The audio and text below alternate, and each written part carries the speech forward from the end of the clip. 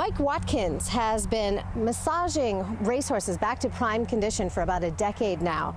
He started after he suffered a back injury himself and went through therapy. He believes that horses are just like athletes who need prime conditioning to stay competitive and healthy. There are a lot of bodies and just a lot of machinery packed onto the shore here today, a lot of heat and a lot of noise. And if this is the first time down here for you, as it has been for me, couple of things you're going to want to keep in mind. Luca Chang was spotted late last night at the Pendleton Convention Center. Workers there alerted police, who then surrounded the area and found Chang hiding in the ceiling of the building.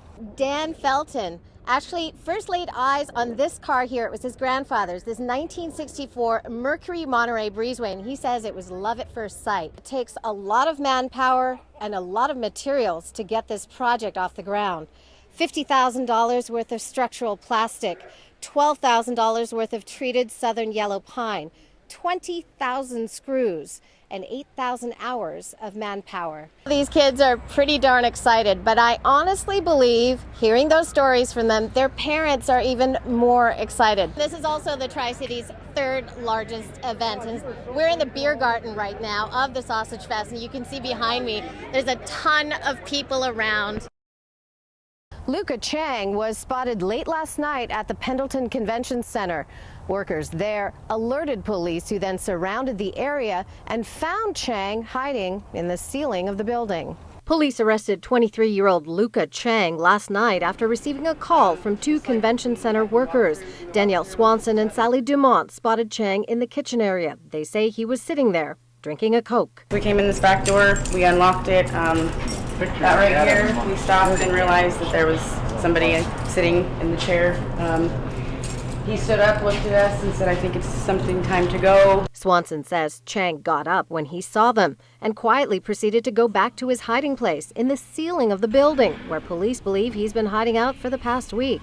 She also says they'd heard reports of Chang in recent weeks on television and knew that police considered him armed and dangerous. There was no doubt in our minds that that's who they were looking for. Chang made his first court appearance in Umatilla County today. He will be charged next week with attempted murder and first-degree assault in the brutal attack on Karen Lang along the Umatilla River Parkway. That happened on August 9th. He also faces a murder charge in the stabbing death of a 19-year-old Amy Jane Brandhagen at a Pendleton motel last year. Umatilla County DA Dan Primus says this has been a good day. It's an absolute relief for everyone in the community. I know law enforcement has really put a lot of resources and time and and emotion into this case, so it's a real relief for them as well. Primus says the investigation has also revealed Chang served in the military. He spent some time in the Marine Corps, and after some service had deserted the Marine Corps. He says they're looking for any ties Chang may have to other unsolved cases. As for Swanson, she says she's going to sleep a little easier tonight. And I'm glad that he's off the streets and can't hurt anybody else. It's unclear why Chang was in the area at all. The district attorney says it's a question investigators also have. Live in Pendleton, Skylar Shrivastava, your local ABC.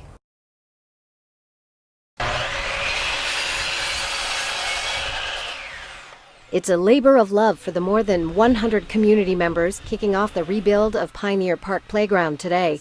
All of these people take time off work and they show up to get this job done, and you don't have to ask twice. In October of 2012, the playground fort was burned to the ground, a case of arson never solved. Since November, Nikki Naughton, part of a 10-person steering committee, roused the community to action. She says the help came immediately. Like, how can we help? What can we do? What can we do to get this rebuilt?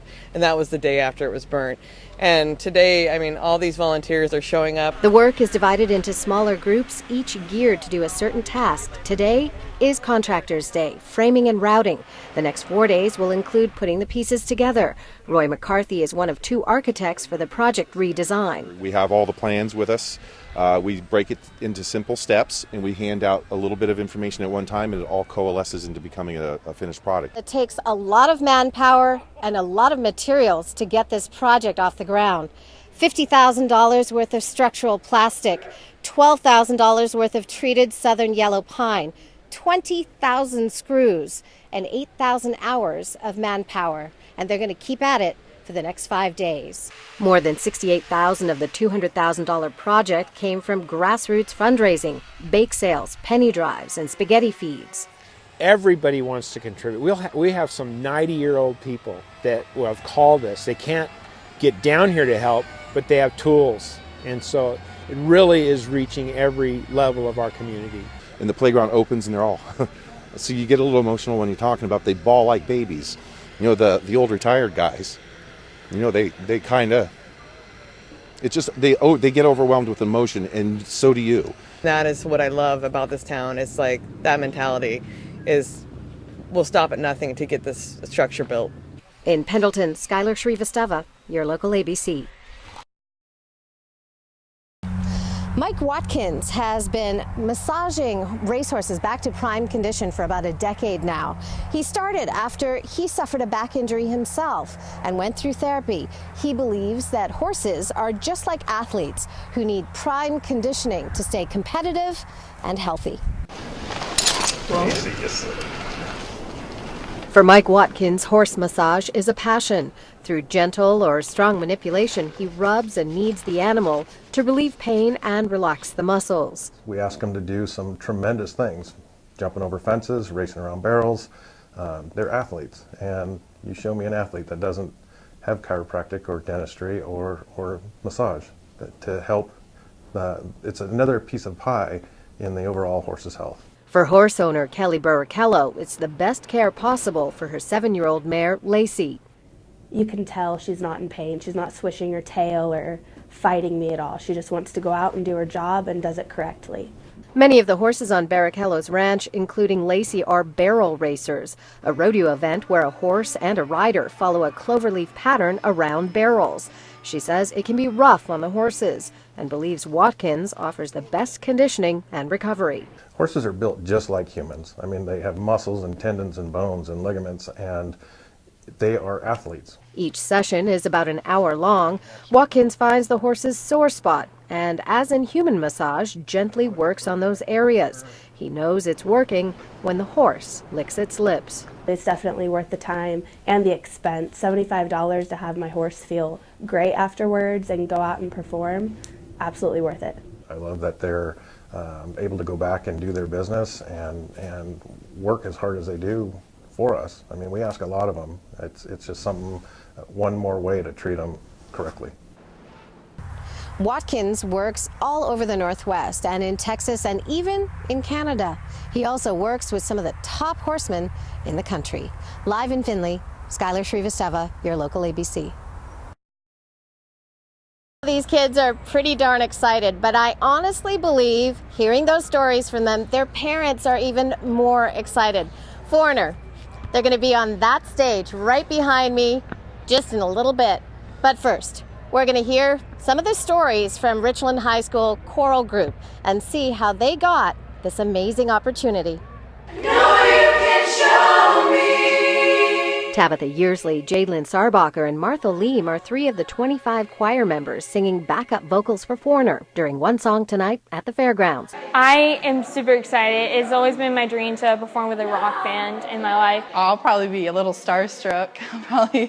I love you guys.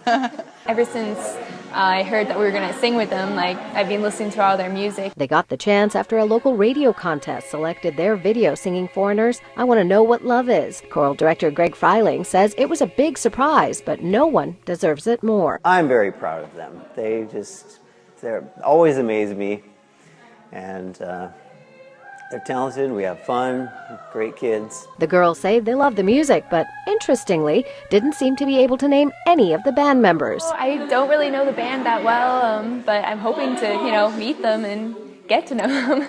I actually don't really know the band members. I really don't know the band members' names, but I love them all. But that could simply be a generational thing. Each girl was first introduced to the music by her parents. My mom used to listen to them all the time, and my dad knows them, and I have them on my iPod. I listen to them all the time. I like Waiting for a Girl Like You, and that was my parents' love song, so it just became a favorite of mine. My mom was really excited too because, she grew up listening to Foreigner. And so now, a second generation under the spell of Foreigner, a legacy worth having. And this is a once-in-a-lifetime opportunity. I'm never going to get to sing with Foreigner again. It's, you know, a famous band, and I'm going to be on stage with them at a sold-out performance, so I just can't wait. Now, the fair's open until 11 o'clock every night until Saturday. Tickets are $13 for adults and only $5 for kids. And if you're a fan of Foreigner, you're going to want to stick around for the 6:30 news when we're going to be talking to band members right here at 6:30. Live in Kennewick, I'm Skylar Shrivastava, your local ABC. Dan Felton actually first laid eyes on this car here. It was his grandfather's, this 1964 Mercury Monterey Breezeway, and he says it was love at first sight. And now 50 years later, he actually owns this car. But the family story has some interesting twists and turns.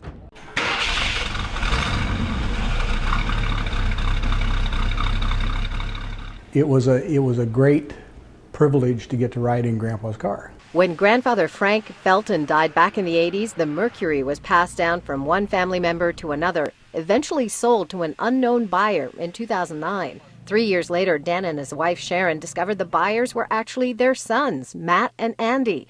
They secretly bought and restored the car to its former glory and presented it to their parents at a retirement party last fall. And the boys did this all on their own, all with their own money and their own resources and the help of friends and everything else.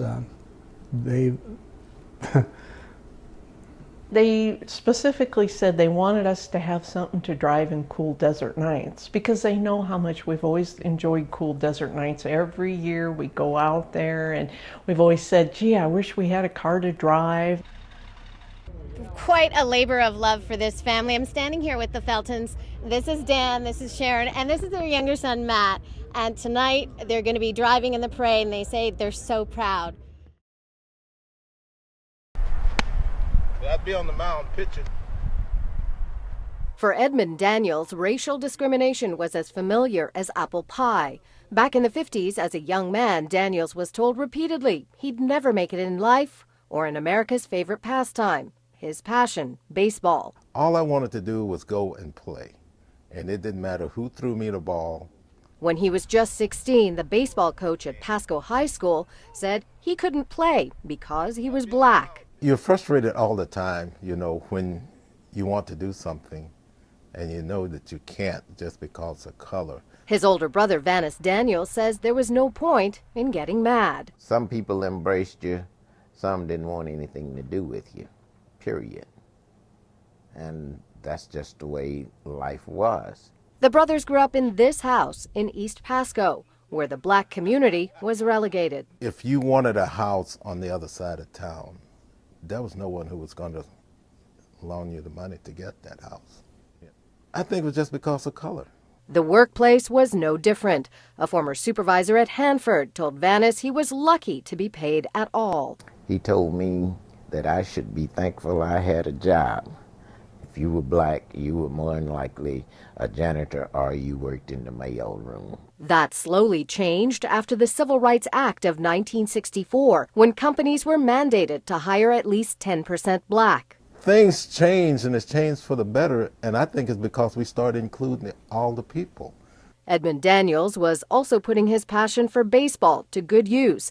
In 1977, the brothers established Pasco Youth Baseball with just a handful of kids. When I started the program, I just went around the neighborhood and got kids. It made me feel great. Edmund says he's not bitter, just reflective.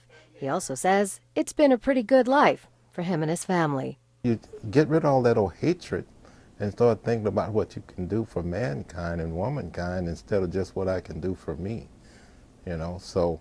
You accept that is good for you and you discard that is bad for you and you go right ahead on and do what you have to do.